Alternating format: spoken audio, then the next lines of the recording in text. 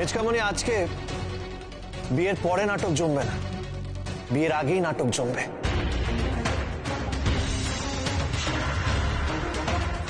ভোলে বাবা পার করেগা সিরিয়ালের আজকের সম্পূর্ণ মহাবিবাহ পর্বটি দেখার জন্য চ্যানেলটিকে অবশ্যই লাইক এবং সাবস্ক্রাইব করুন। মিলি ঝিলকে বলে, দেখ নিজের বিয়ে করা বরের আরেকটা বিয়ে হচ্ছে, দাঁড়িয়ে দাঁড়িয়ে দেখ।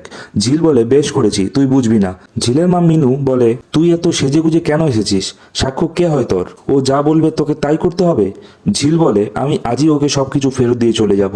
চৈতি তিতিরকে বলে, মিনু মাসি আর তার সপরিবারকে খাইয়ে দাইয়ে এখান থেকে চলে যেতে বলো। ওরা না যাওয়া পর্যন্ত আমি টেনশন ফ্রি হয়ে বিয়েতে বসতে পারবো না।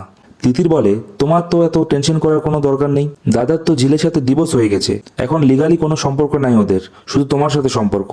ভ্রমর বলে, চৈতিদি তোমাকে আজকে খুব সুন্দর লাগছে দেখতে।